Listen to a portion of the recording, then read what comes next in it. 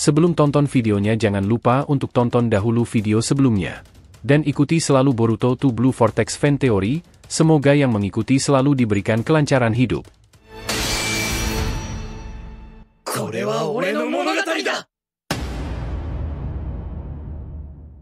Peringatan, ini adalah hanya fan teori, dan jadikan sebagai video hiburan di waktu senggang. Adegan kembali lagi di Konoha, setelah semuanya selesai. Tiba-tiba Kawaki menyerang Boruto dengan tongkat hitam panjangnya.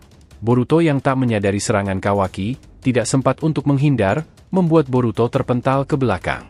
Boruto berkata, "Sialan apa yang kau lakukan?" Sarada, Sasuke, dan Koji pun terkejut dengan apa yang dilakukan Kawaki. Sasuke mencoba menghentikan Kawaki.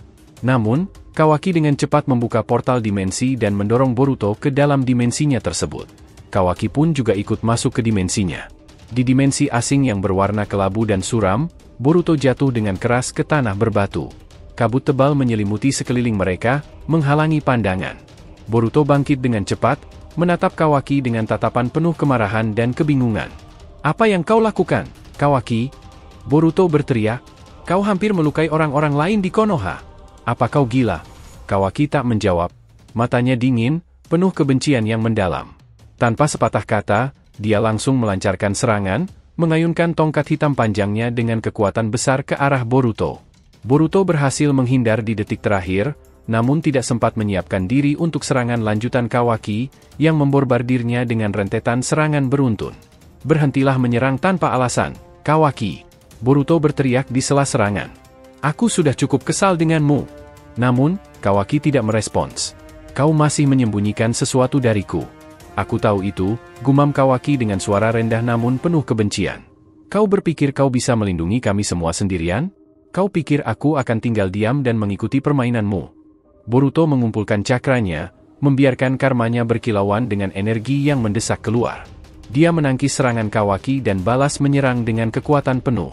Dentuman cakra menggetarkan udara di sekitar mereka, membuat batu-batu besar di dimensi itu bergetar dan pecah. "Kalau itu yang kau inginkan, mari kita selesaikan ini sekarang," teriak Boruto, matanya menyala penuh semangat dan amarah. Mereka berdua melanjutkan pertarungan mereka dengan intensitas yang semakin tinggi. Boruto menggunakan teknik kilatnya, memusatkan energi pada tinjunya yang kemudian dilepaskan dengan kekuatan besar ke arah Kawaki. Namun, Kawaki dengan cepat membalas, menghindari pukulan Boruto dan melemparkan tongkat hitamnya yang menembus udara dengan kekuatan luar biasa, menciptakan ledakan energi hitam di sekeliling mereka. Setelah beberapa saat, pertarungan mereka melambat. Keduanya tampak kelelahan namun masih berdiri, tak ada yang mau menyerah. Akhirnya, Kawaki, sambil terengah-engah, memandang Boruto dengan tatapan serius. "Boruto, aku tahu kau sudah bertarung dengan Shibai. Tapi kenapa kau diam saja? Kenapa kau berpikir kau bisa melindungi kami tanpa bantuan?" Boruto, dengan napas tersengal, menatap Kawaki dan mengangguk perlahan. "Iya, aku sudah bertarung dengannya, Kawaki. Dan aku gagal. Bahkan kekuatanku tidak bisa menandinginya saat itu." Mendengar itu, Kawaki terdiam. Namun, meskipun mendengar pengakuan Boruto, matanya masih dipenuhi kebencian dan ketidakpercayaan. "Jadi kau pikir kau bisa terus bermain sebagai pahlawan sendirian?" "Aku tidak bermain sebagai pahlawan," jawab Boruto dengan tegas. "Tapi aku juga tidak akan bekerja sama dengan orang yang lebih sibuk mencari masalah daripada solusi.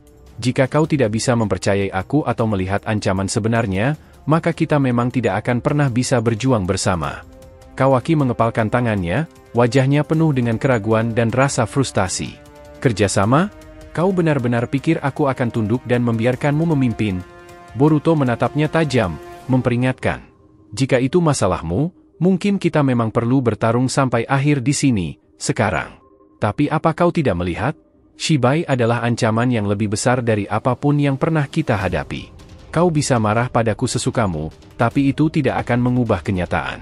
Tiba-tiba, Kawaki berteriak dan meluncur ke arah Boruto, serangannya kali ini lebih brutal dan penuh emosi.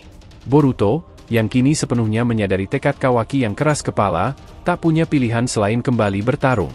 Mereka saling serang dengan kekuatan penuh, cakra mereka beradu, menciptakan ledakan besar yang menghancurkan setiap benda di sekitar mereka. Pertarungan mereka terus berlangsung, berlanjut tanpa henti, tanpa akhir yang pasti, hingga kedua belah pihak hampir kehabisan tenaga. Boruto akhirnya berhenti, terengah-engah, matanya tetap menatap Kawaki dengan penuh tekad. Kawaki, aku tidak bisa melakukan ini sendirian. Tapi jika kau terus saja melawan seperti ini, maka tidak ada dari kita yang akan menang melawan Shibai. Kawaki menatap Boruto dengan kebencian yang perlahan mereda. Aku tidak bisa mempercayaimu sekarang, Boruto. Tapi jika kau memang serius, buktikanlah padaku bahwa kita bisa menang. Kalau tidak, aku tidak akan pernah berdiri di pihakmu. Boruto mengangguk, mata mereka bertemu dengan pemahaman yang akhirnya terjalin. Namun, ketegangan masih menyelimuti mereka, seolah-olah kata-kata saja tidak cukup. Pertarungan mereka mungkin belum selesai, namun satu hal sudah jelas, keduanya memahami bahwa untuk menghadapi Shibai, tidak ada pilihan lain selain berjuang bersama. Boruto kemudian menyerang Kawaki dengan kekuatan penuhnya, membuat Kawaki terpental jauh. Boruto berkata, aku rasa jika kekuatanmu seperti ini, aku salah jika meminta bantuanmu. Kau hanya akan menghambatku saja. Kawaki yang marah kemudian kembali menyerang Boruto. Boruto terus menghindari serangan Kawaki, sementara tawanya semakin mengundang amarah di wajah lawannya. Kau terlalu lamban, Kawaki. Bagaimana kau bisa melindungi dunia jika tak bisa mengejarku? Ujar Boruto sambil melompat dengan gerakan yang begitu lincah.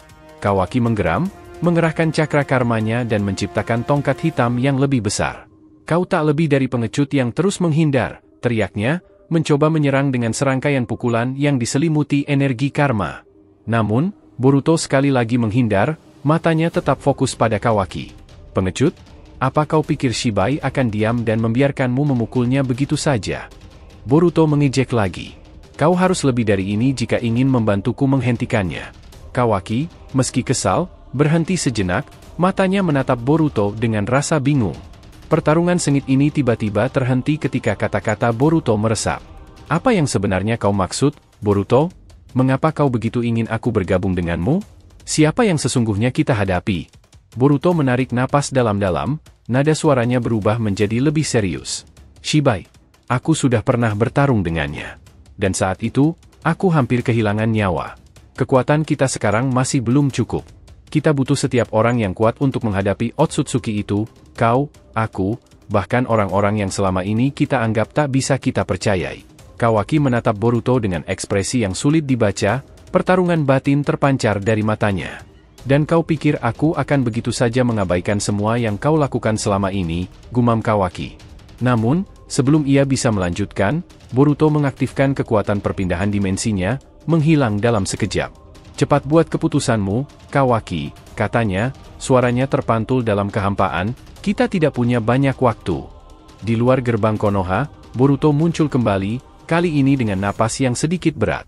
Dengan cepat, ia menempelkan tangan ke salah satu kodok kecil yang Koji berikan padanya untuk komunikasi. Kodok itu bersuara, menandakan koneksi berhasil. Koji, aku sudah keluar dari dimensi itu, Boruto berbicara dengan suara yang terdengar tenang. Aku butuh kau dan Sasuke untuk tetap bergerak dan bersiap. Shibai mungkin akan bergerak lebih cepat dari yang kita perkirakan. Di seberang, Koji mendengarkan dengan tenang, lalu menjawab, kami akan segera bersiap. Sasuke sudah mengumpulkan informasi tentang Shibai dari jejak-jejak yang ditinggalkan di laboratorium Amado. Tampaknya, rencana kita harus segera dimulai. Sasuke, yang mendengar percakapan itu, menyela, Boruto, jika kau berhasil berbicara dengan Kawaki, pastikan dia memahami pentingnya ini semua. Kita tidak bisa mengambil risiko perpecahan saat menghadapi musuh sekuat ini. Boruto mengangguk, meski tahu bahwa pesan itu mungkin tak akan mencapai Kawaki dalam waktu dekat. Aku mengerti, Sasuke. Tapi jika dia ingin bergabung, dia tahu harus kemana. Sekarang, kita semua harus bersiap. Shibai tidak akan mengulur waktu, dan kita pun tidak bisa mengabaikan setiap momen yang kita miliki. Sasuke sebelum pergi berkata kepada Sarada, Sarada, kita akan menghadapi sesuatu yang lebih besar dari ini. Aku akan pergi sebentar bersama Boruto, persiapkan dirimu. Kau harus bersiap-siap, lindungi semua orang yang kau sayangi, termasuk dunia shinobi ini. Sarada hanya terdiam mendengar perkataan ayahnya.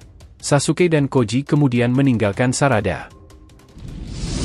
Terima kasih telah menonton alur cerita teori Boruto to Blue Vortex kali ini. Semoga kalian menikmati setiap teori dan spekulasi yang kami sajikan, serta tetap antusias menantikan kelanjutan kisah seru ini.